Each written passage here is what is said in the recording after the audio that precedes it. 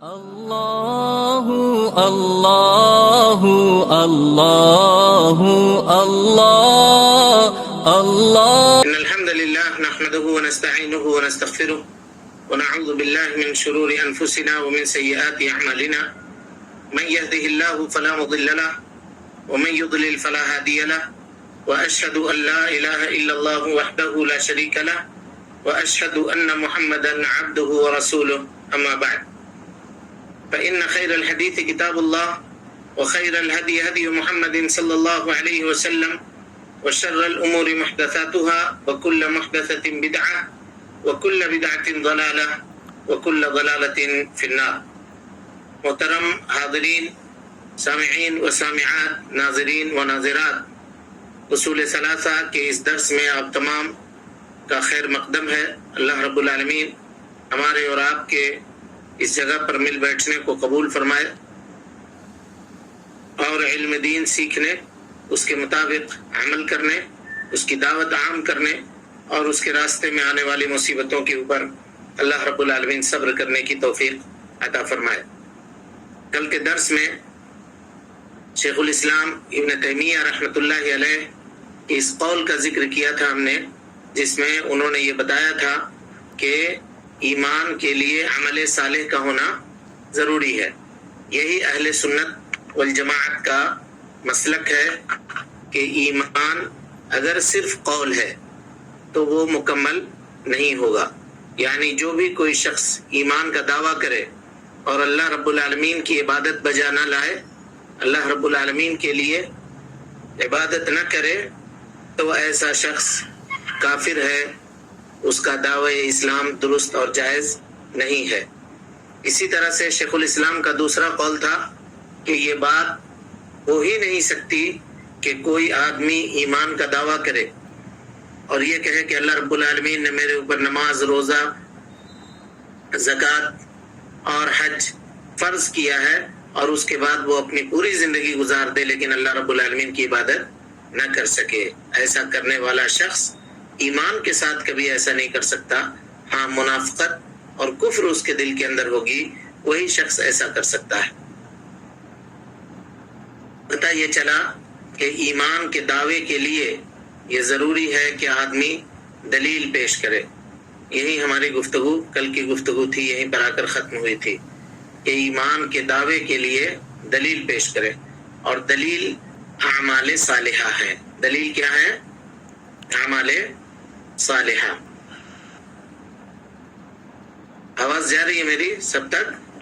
جا رہی ہے الحمدللہ. ہاں، دلیل اعمال صالحہ ہے.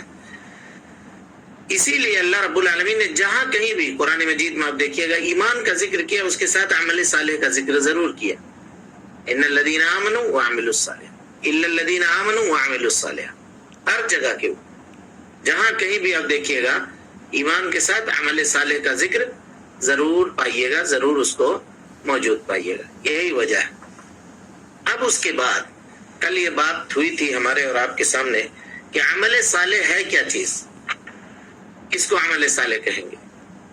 تو عمل صالح کی تفسیر یعنی ایمان کے ساتھ جس عمل صالح کا ذکر ہے، میں یہ کہہ رہا ہوں ایمان کے ساتھ جس عمل صالح کا ذکر ہے اس کی تفسیر بعض علماء کہتے ہیں کہ وہ نماز ہے.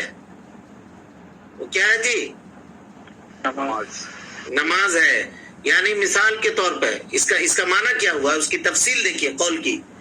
کہا کہ اس کا معنی یہ ہوا کہ اگر کوئی آدمی اللہ کے اوپر ایمان لاتا ہے، ٹھیک ہے، روزہ رکھتا ہے، غور سے سنیے گا، زکوٰۃ بھی دیتا ہے، سال میں 1 مرتبہ دینا ہے، حج بھی کرتا ہے، لیکن نماز نہیں پڑھتا، تو وہ آدمی مومن نہیں ہے.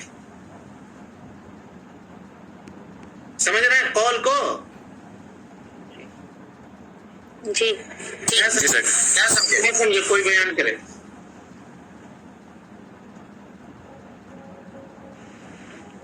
نماز کے علاوہ کوئی بھی عمل کرے گا تو نماز نہ ہونے کی وجہ سے سب کو بولے.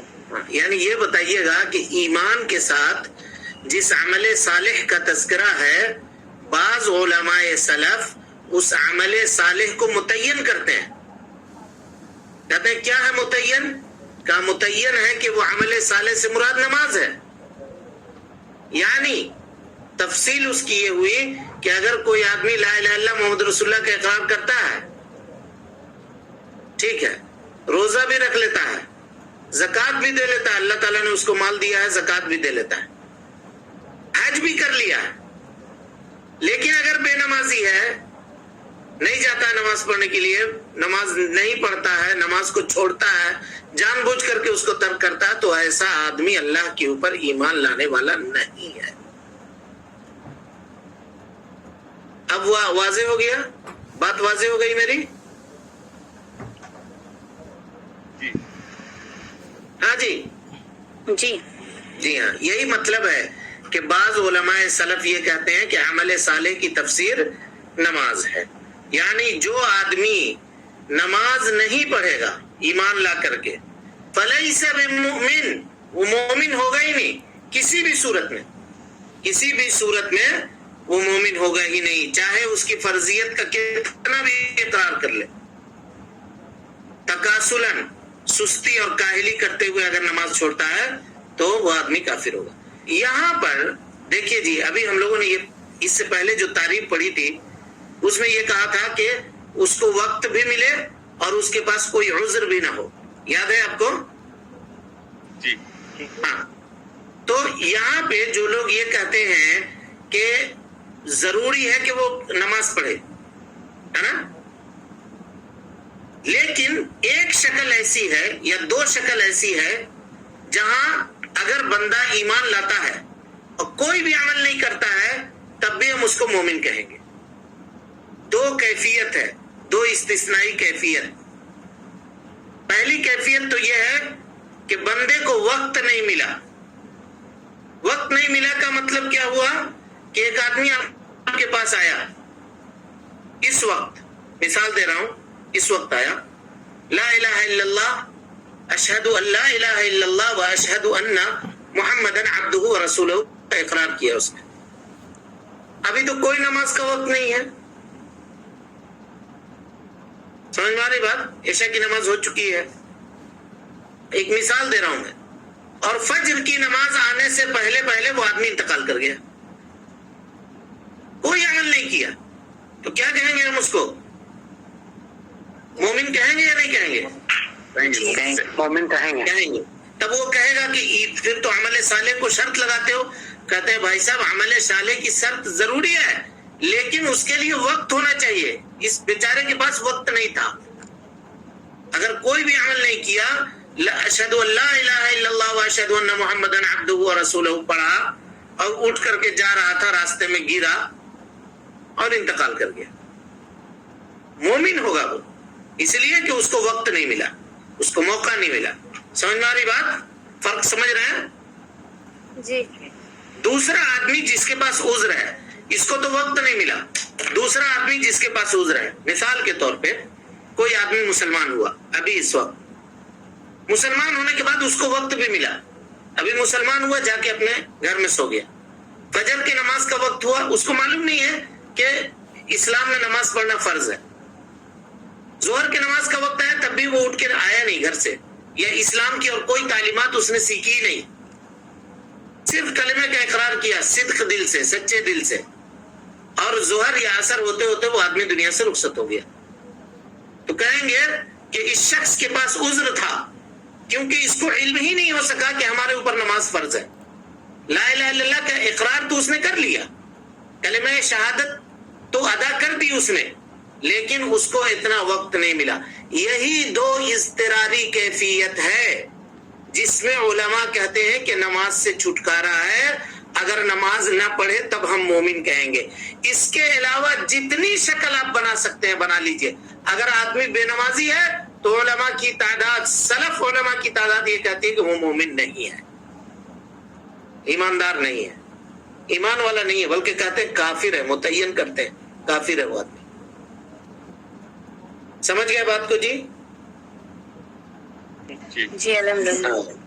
مطلب یہ ہے کہ کسی آدمی کے پاس وقت ہے، اس کے پاس کوئی عذر بھی نہیں ہے، زندہ ہے، دنیا میں رہ رہا ہے، زندگی گزار رہا ہے، اور اعضاء اور جوارح سے کوئی عمل نہیں کر رہا ہے، صرف زبان سے دعویٰ کر رہا ہے کہ ہم مسلمان ہیں، بگھار رہا ہے کہ ہم ایماندار ہیں، تو ایسا آدمی ایمان لانے والا نہیں ہے، چاہے وہ اپنے آپ کو کتنا بڑا متقی اور کتنا بڑا پرہیزگار ہی ثابت کیوں نہ کرے۔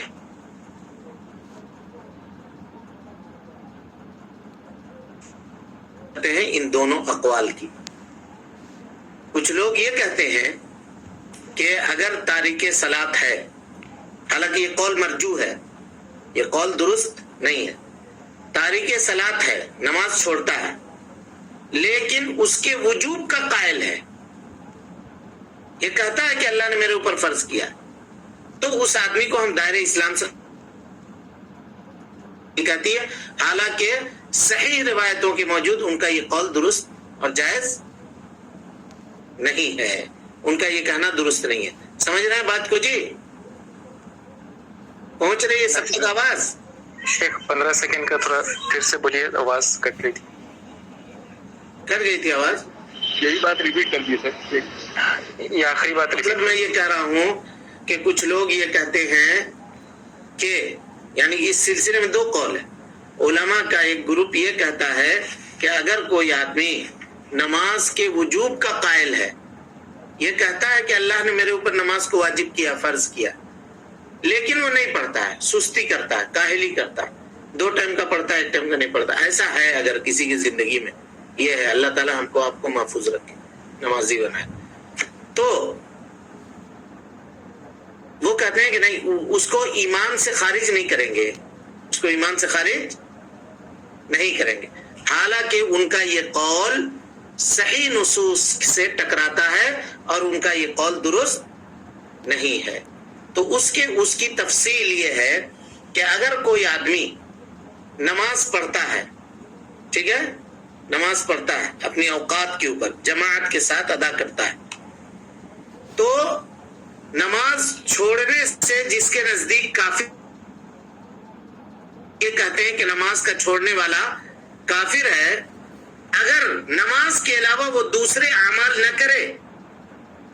مثال کے طور پر نماز پڑھ رہا ہے، روزہ میں سستی کر دیتا ہے تھوڑا بہت، یا چھوڑتا ہے، حج بھی نہیں کیا، زکوٰۃ بھی نہیں دیتا، تب ان کے نزدیک اس آدمی سے ایمان کا درجہ کو چھینا نہیں جائے گا، اگر وہ اس کے وجوب کا قائل ہے تو۔ یہ گفتگو شروع میں آ چکی ہے ہم لوگوں کی، ہاں جی، یاد ہے؟ تفصیل وہاں پہ بتائی گئی تھی، یاد ہے؟ جی ہاں، تو بس خالی دہرانے کے لیے اس کو ہم یہ کرتے ہیں۔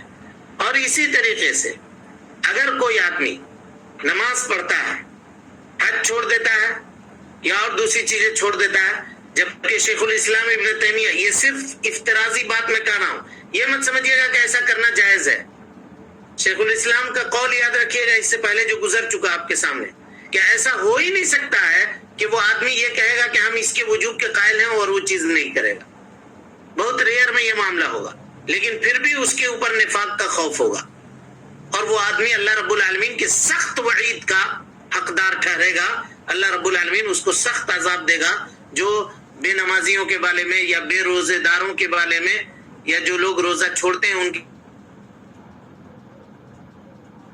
اور قوت ہونے کے باوجود ان کے بارے میں جو وعید آئی ہے قرآن و سنت کے اندر، اس کو آپ پڑھ سکتے ہیں، اس کو آپ جان سکتے ہیں۔ سمجھ میں آ گئی بات؟ تو اس سے یہ پتا چلا میرے بھائی کہ ایمان نام ہے زبان سے اقرار کرنے کو، دل سے، یہ زبان سے اقرار کرنے کا، دل سے تصدیق کرنے کا، اور اعضاء اور جوارح سے سنت کے مطابق عمل کرنے کا، اعضاء اور جوارح سے سنت کے مطابق عمل کرنے کا۔ تو جب یہ ہوا کہ ہم نے عمل شرط لگا دیا، تو عمل کے اعتبار سے ایمان کے اندر کمی بھی ہوگی، ایمان کے اندر زیادتی بھی ہوگی۔ یہی اہل سنت والجماعت کا مسلک ہے مرجیہ کے خلاف، اور وہی مرجیہ کے ساتھ حنفیہ بھی ہے۔ حنفیہ بھی ایمان کے اندر کمی اور زیادتی ہونے کے قائل نہیں ہے۔ سمجھ رہے ہیں بات کو؟ یہ لوگ کہتے ہیں کہ ایمان ایک چیز ہے، اس کے اندر کمی کریں گے تو ایمان ختم ہو جائے گا۔ الایمان وحدۃ واحدہ، کہتے ہیں ایک چیز ایمان ہے، اذا ذهب بعضها، جب اس کا بعض حصہ ختم ہو جائے گا تو پورا حصہ ختم ہو جائے گا۔ ہم لوگ کہتے ہیں کہ نہیں، اہل سنت والجماعت، اہل الحدیث یہ کہتی ہے کہ نہیں، ایسا نہیں ہے۔ ایمان کے بعض حصے ہیں، کچھ حصہ اگر ختم ہو گیا تب بھی اس کا جڑ باقی ہے، اور یہ مثال ابھی آپ کے سامنے آئے گی، سوائے نماز کے۔ یہ یاد رکھیے گا، سوائے نماز کے۔ اگر نماز چھوڑتا ہے تو کہتے ہیں پھر کافر ہے، پھر وہ دائرہ اسلام سے خارج ہے۔ سمجھ گئے بات کو؟ چلیے، یہ تو گفتگو تھی ایمان کے تعلق سے جو آپ کے سامنے رکھی گئی۔ اب کوئی عبارت پڑھے مصنف کا، شیخ الاسلام محمد بن عبد الوہاب رحمہ اللہ کی عبارت کو پڑھیے، ارکان ایمان۔ دلائل ارکان ایمان نہیں، شروع سے پڑھیے۔ دوسرا درجہ ایمان اور اس کے ارکان۔ ہاں، زور سے ارشاد نبوی ہے، تو زور سے ارشاد نبوی ہے ایمان کے 70 سے بھی کچھ زیادہ شعبے ہیں جن میں اعلیٰ ترین درجہ لا الہ الا اللہ، اللہ کے سوا کوئی معبود برحق نہیں کہنا، اعلیٰ ترین درجہ لا الہ الا اللہ۔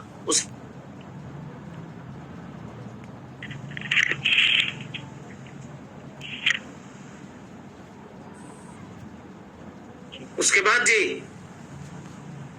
اور سب سے ادنا درجہ ایمان راستے سے ایذا اور ضرر رساں چیزوں کا کانٹے وغیرہ کو ہٹا دینا۔ کانٹے وغیرہ کو ہٹانا۔ مصنف رحمت اللہ علیہ یہاں ایک سوال پیدا ہوتا ہے جی، دیکھیے انہوں نے کہا کہ ایمان کے ارکان ہیں، ٹھیک ہے؟ سن رہے ہیں ہم کو لوگ؟ جی جی جی سر جی ایمان کے ارکان ہیں، ارکان نہیں بیان کر کے انہوں نے ایمان کے شعبہ بیان کیا۔ شعبہ کے معنی خصلت ہے نا، ایمان کی خصلتوں کو بیان کیا، ایمان میں کیے جانے والے کیوں بیان کیا یہ بتائیے۔ سب سے پہلی بات اس لیے بیان کیا اس حدیث کو کہ یہ حدیث اہل سنت والجماعت کے عقیدے کے اوپر دلالت کرتی ہے۔ کیسے؟ دیکھیے گا، اور اس سے مصنف رحمہ اللہ مسئلے کو ثابت کرنے میں کتنا دقیق تھے اور کتنا ان کا علم گہرا تھا، اس کا اندازہ آپ لگائیے۔ اس سے پہلے شعبہ ذکر کر دیا۔ شعبہ کہتے ہیں جی حصے کو، شعبہ کہتے ہیں ٹکڑے کو، ہر چیز کا ٹکڑا ہے نا۔ جیسے کلاس روم ہے، اسکول ہے، اسکول میں آپ جائیے گا، 1 کلاس 2 کلاس 3 کلاس 4 کلاس، یہ ایک شعبہ ملا کر کے وہ پورا اسکول بنتا ہے۔ یہ ایک مثال کے طور پہ میں آپ کو کہہ رہا ہوں، سمجھ گئے بات کو؟ تو انہی ٹکڑوں کو عربی زبان کے اندر قطعہ کہا جاتا ہے، اسی کو ملا کر کے یہ ایمان بنتا ہے۔ تو مصنف رحمہ اللہ نے سب سے پہلے اس حدیث کو ذکر کیا، اور دیکھیے امام بخاری رحمۃ اللہ علیہ نے کتاب الایمان کے اندر اسی حدیث کا ذکر سب سے پہلے کیا ہے۔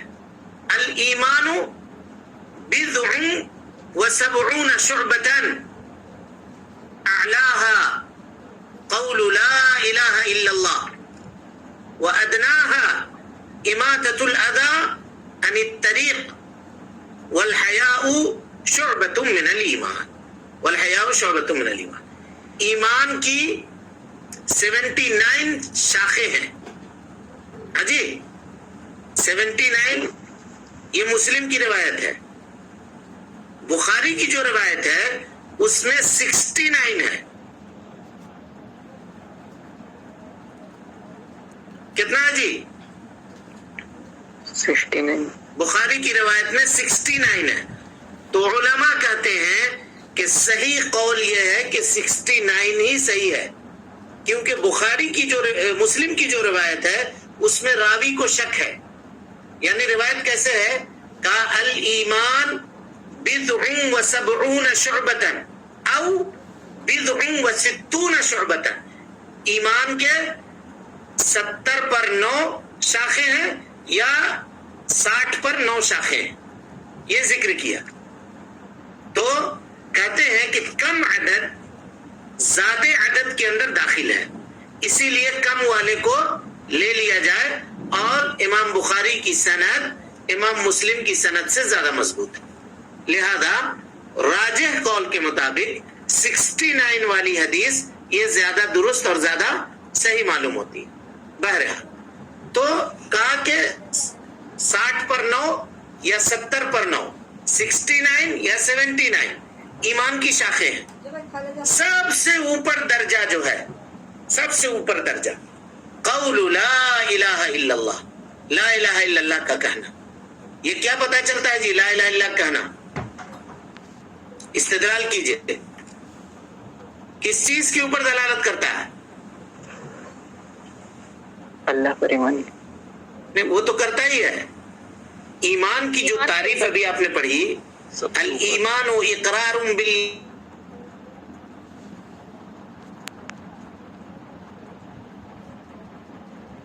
کہتے ہیں زبان سے گواہی دینے کو، دل سے تصدیق کرنے کو، اعضاء اور جوارح سے عمل کرنے کو. تو مصنف کا یہ کہنا، شیخ الاسلام محمد بن عبد الوہاب رحمہ اللہ کا ارکان ایمان کہہ کر کے اس حدیث کا ذکر کرنا، یہ کس بات کے اوپر دلالت کرتا ہے وہ غور کیجئے. کہا الایمان بضع و 70 شعبۃ اعلاها قول لا الہ الا اللہ. اور لا الہ الا اللہ کہنا یہ زبان کا عمل ہے جی، اقرار باللسان ہے. سمجھ میں آئی بات یا نہیں آئی؟ جی ہاں. اب اس کے بعد آئیے، کہا وَأَدْنَاهَا، اس کا سب سے آخری درجہ اماطۃ الاذى عن الطریق، راستے سے تکلیف دہ چیز کو ہٹانا. یہ جوارح کا عمل ہے، اعضاء اور جوارح، ہاتھ پیر سے کیا جانا والا عمل. اب باقی کون بچا؟ دل. دل.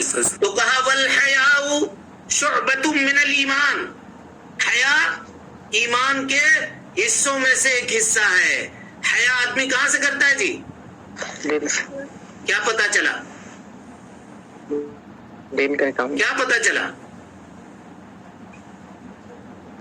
ایمان کے تینوں چیز آئی. کیا پتا چلا اس حدیث سے؟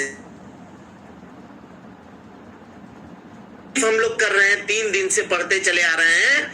زبان سے اقرار کر، اسلام نے ایک حدیث ذکر کر کے اس کی دلیل دے دی اور کہا سمجھو ایمان کے ارکان ہیں. اور اہل سنت والجماعت کے نزدیک ایمان نام ہے اقرار باللسان کا، جیسا کہ نبی صلی اللہ علیہ وسلم نے حدیث میں فرمایا اعلاها قول لا الہ الا اللہ، اقرار باللسان ہوا. اس کے بعد اعضاء اور جوارح سے عمل کرنے کا نام ہے ایمان. تو کہا اماطۃ الاذى عن الطریق، راستے سے تکلیف دہ چیز کو ہٹانا. اور دل سے اعتقاد رکھنے کا نام ایمان ہے. تو کہا والحیاء شعبۃ من الایمان، دل کا کام ہے حیا کرنا، شرم کرنا، تو یہ بھی ایمان کے حصے میں سے ایک حصہ ہے. سمجھ میں آ گئی بات؟ اس سے رد ہوا، مصنف رحمت اللہ علیہ نے اس حدیث کو ذکر کر کے ان فرق باطلہ کے اوپر رد کیا جو یہ کہتے ہیں کہ کوئی کہتا ہے کہ ایمان صرف اقرار باللسان کا نام ہے، جیسا کہ ہم مقدمے میں آپ کو پڑھا چکے ہیں. کوئی کہتا ہے نہیں، ایمان صرف دل سے تصدیق کا نام ہے. اگر دل میں تصدیق ہے تو عمل کرنے کی کوئی ضرورت نہیں ہے. کوئی کہتا ہے اگر زبان سے اقرار کر لیا ہے تو پھر عمل کرنے کی کوئی ضرورت نہیں ہے، جو مرجئہ ہیں. سمجھ میں آ رہی بات؟ جی پھر کوئی کچھ بولتا ہی نہیں ہے. جی آ رہی ہے.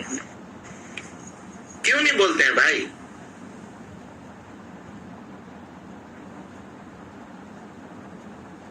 کیا سمجھے؟ کوئی بتائے. اگر کوئی آدمی آپ کو کہے کہ یہ روایت ہے مسلم کی، الایمان بضع و 70 شعبہ، کیا اعلاها قول لا الہ الا اللہ وادناها اماطۃ الاذى عن الطریق اور والحیاء شعبۃ من الایمان، کیا سمجھے اس حدیث سے؟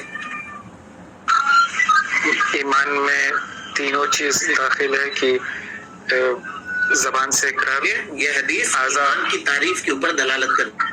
اقرار باللسان، یہ حدیث مکمل ایمان کی تعریف کر رہے ہیں. بالکل بالکل شیخ فرمائیے، مکمل ایمان کی تعریف کر رہی ہے. اقرار باللسان کی، تصدیق بالجنان کی، عمل بالارکان کی، عمل بالارکان کی، عمل بالجوارح کی. اسی کو ثابت کرنے کے لیے ارکان سے پہلے مصنف رحمت اللہ علیہ نے ذکر کیا کس کو؟ اس حدیث کو. یہ ایک مقصد ہوا. اور دوسرا مقصد یہ ہوا جی، اس حدیث کو ذکر کر کے شیخ الاسلام یہ بتانا چاہ رہے ہیں کہ دیکھو میاں، ایمان میں کمی بھی ہوگی اور ایمان میں زیادتی بھی ہوگی. حنفیہ اور مرجیہ کے طرح نہیں، معتزلہ کے طرح نہیں، اہل سنت و جماعت کا مسلک اس میں دوسرا ہے. کیوں؟ دیکھیے حدیث کا لفظ، اسی لیے کہتے ہیں نبی صلی اللہ علیہ وسلم جوامع الکلم تھے. ایک حدیث سے آپ کتنے مسئلے اخذ کر سکتے ہیں دیکھ لیجئے. نبی صلی اللہ علیہ وسلم کا یہ کہنا اعلیٰ، یہ اس بات کے اوپر دلالت کرتا ہے کہ ایمان کا بہت اعلیٰ بھی ہے یا نہیں جی؟ اور ادنا کہنا یہ اس بات کے اوپر دلالت کرتا ہے کہ اس میں بہت لو کیٹیگری بھی ہے. اور جس کے اندر کیٹیگریز بنے ہوئے ہوں، الگ الگ درجے بنے ہوئے ہوں، اس میں اس کے اوپر عمل کرنے والے لوگوں کے درمیان درجہ ہوگا نہیں ہوگا؟ سمجھ میں آ گئی استدلال؟ تو اس حدیث کو لا کر کے شیخ الاسلام محمد بن عبد الوہاب رحمت اللہ علیہ اہل سنت والجماعت کے اصل کو ثابت کرنا چاہ رہے ہیں ایمان کے باب میں. وہ کہتے ہیں دیکھو بھائی،